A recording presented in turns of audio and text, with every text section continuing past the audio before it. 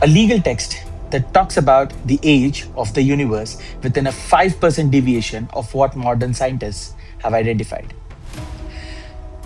This book has been written thousands of years ago, and it just doesn't guess this number, it has a systematic way to calculate this. This is Manusmriti, the first chapter, which talks about creation of the universe and the creation of the Chaturvarna.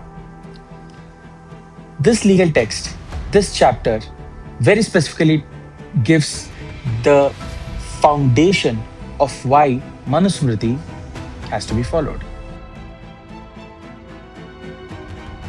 Chapter 1 opens to a few sages approaching Manu and asking about the rule of law and the entire fabric of how this universe operates. Manu instructs his student Maharshi Bhrigu to answer all these questions as he learned it. So during the entire book, you would see, especially in the first chapter, that Manu as well as Maharshi Bhrigu are answering these questions. The two voices actually weave through the chapter, and this gives you an impression that probably the two voices were introduced so as to bring some sort of an authority to this book, because sometimes it is Manu himself who's answering these questions and sometimes it is just a student. So, the actual beginning. This world was darkness. There was not even an element, a speck of dust or a twinkle of the stars. Complete silence, complete darkness. From this darkness, a point emerged. Swayambhu emerged. And as soon as he woke up, the first thing that he did was create the water. And within this water, he put in a seed.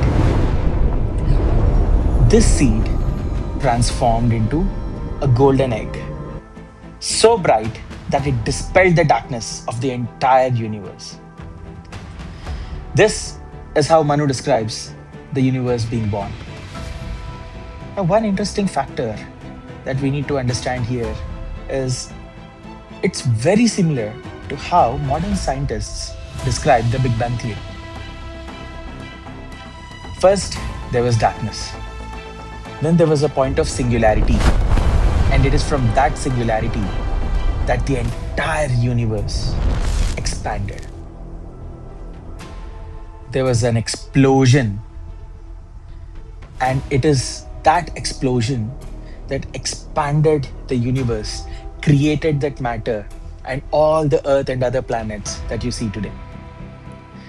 Manusmriti describes this as Manu being coming out of that golden egg, creating the 6 particles. Now, interestingly, there are 2 groups of people who argue about these particles. On one side, we have people who say it is the 5 senses and the consciousness that Manu had developed out of nothing through his intent.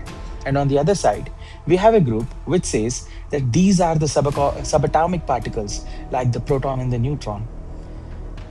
And it is through these 6 particles that Manu has done the entire creation. And both versions seem to hold the narrative equally good. Hey, by the way, did you know how the word Narayana came into play? Or what that word means? It is actually tied to Manusmriti and the origin of the universe. Remember what I said about Swayambhu, or the supreme consciousness, being born from a golden egg which was residing in the water? Now, because the supreme consciousness has taken up water as his residence, water as in Nara and residence as in Ayana, both put together form the word Narayana. And that's how we got the Lord's name. I'm pretty sure almost every Indian, especially every Sanatan Hindu, would have heard this word but not know this meaning. Manusmriti talks about time in a very, very detailed manner.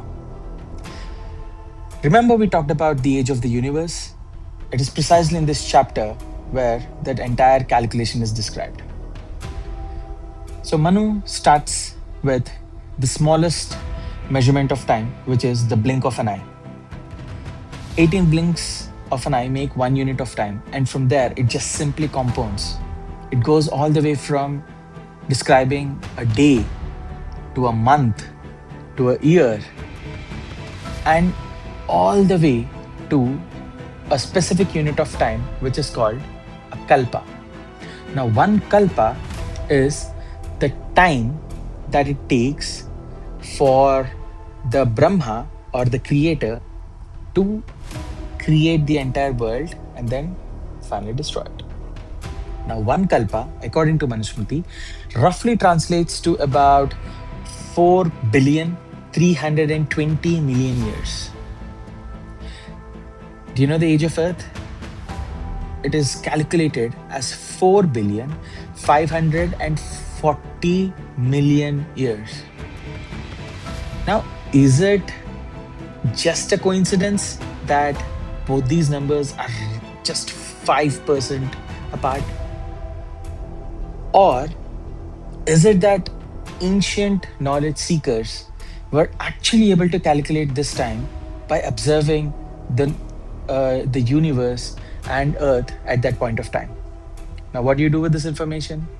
I don't know, but I'll definitely wonder what else did they know that we are trying to uncover.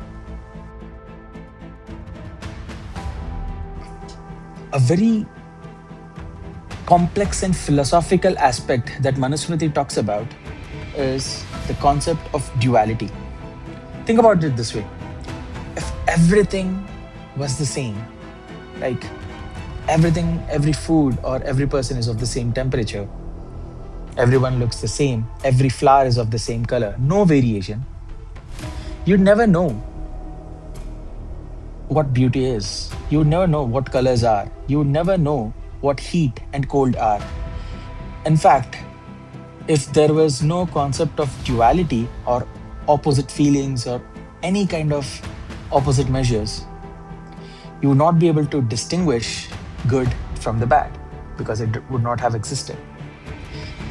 So Manu says that God has created this duality to create meaning, hot and cold, happiness and sadness, light and dark, good and evil. All of these dualities have resulted in a flavor, a choice. Without this choice, there is no action, and without action, there is no karma, and without karma, there is nothing that can support the entire concept of rebirth and recycling. So, Manu, when he started this book, has not started with the rules directly. He's talked about the entire fabric of how the universe was created and how these entire rules have originated from that creation and not from a particular person. He talks about the origin of Vedas from the elements, which says that the knowledge always existed, it just had to be extracted. So, all of these raises one question. If knowledge was already there in the universe, how much of it have we actually extracted? And how much is still, waiting to be discovered? The final aspect that Manu talks about is the Chaturvarna system or the four Varnas. Manu describes, again inspired from the Purusha Sukta, that from Swayambhu's body, from four separate parts, four Varnas originated. From the mouth, the Brahmin; from the arms, the Kshatriya; from the thighs, the Vaishya; and from the feet, the Shudra. Now, a lot of people argue that Shudras have deliberately been given a low position so as to discriminate them. There are some learned personalities and eminent personalities who also argue that the same Vedas also talk about the origin of the entire universe, where it is said that the earth has originated from the feet of Swayambhu or from Vishnu, and the earth was meant for sustenance. And if you draw a corollary between that and the Chaturvarna system, the definitions of the Varnas are very clear. The Brahmin is responsible for learning, teaching, and propagating this knowledge, conducting yajnas and other rituals, not supposed to own any kind of material assets, only depend on the alms which were given by the others. Just make a note of that. The Kshatriya or the warrior class are the soldiers, the kings, and the administrators who are responsible for governing and protection. And when they've ensured safety, the protection and propagation of Vedas and people who follow it. The Vaishyas are the farmers, the artisans, the artists, the merchants, people who are responsible for the entire economy of the society. And the Shudras are expected to serve the other three. Now, what happens here is, remember the analogy that I talked about, that the earth, sustenance was created from the feet. The other perspective that people can give is that the Shudras are responsible for the sustenance of the other three. It is not a menial task or a derogatory term, but rather it is the Shudra without whom the other three classes cannot survive. If the body is a society, you need all four of them to actually perform at the optimum level. There are certain verses in Manusmriti which say that because of the excellence of his birth, a Brahmin is entitled to, or whatever exists in the world is a property of the Brahmin. Now, again, this kind of acts as a conflict because on one side, you are saying that a Brahmin is not supposed to own anything and just depend on alms. And in fact, in the Vedas, there are some very strict rules which says that you're not supposed to beg alms from more than 5 households. Now, with such strict rules put in place and highest standard of behavior that was expected. In fact, even in Manusmriti itself, there are some verses which say that just because you are born as a Brahmin doesn't entitle you to the privileges if you do not exhibit the rules and the behavior that is expected out of a Brahmin.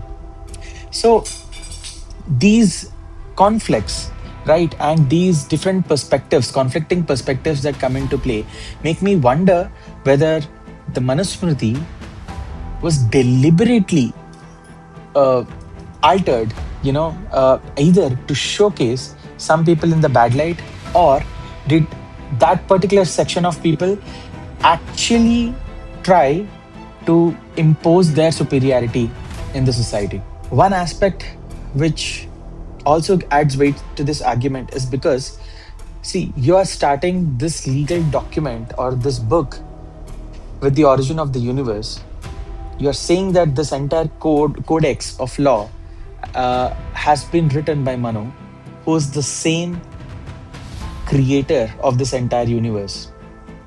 Now, when you put it in that perspective, it becomes very hard to argue the logic behind it when you're tying up all these rules to the creator. That gives a kind of an authority that cannot be questioned. Well, one interesting aspect which I noticed again was that this view of creation is mentioned by Manusmriti. However, within the Vedas itself, in Rig Veda, there is a very particular verse which says, who knows where this entire creation comes from? Maybe even the creator does not know, because he doesn't know his own origin. Now, see these conflicts come into play. I think in the course of translating these into simple verses, or in the course of trying to codify certain rules, Manusmriti made a very deliberate attempt at standardizing and putting certain things in stone, even if it means it is deviating from the original text. So, is it not that Manu doesn't know about it because Manusmriti is originating from the Vedas? Or is it a deliberate edit that happened in the later part of time? We never know. I would like to end this video with just one additional interesting fact.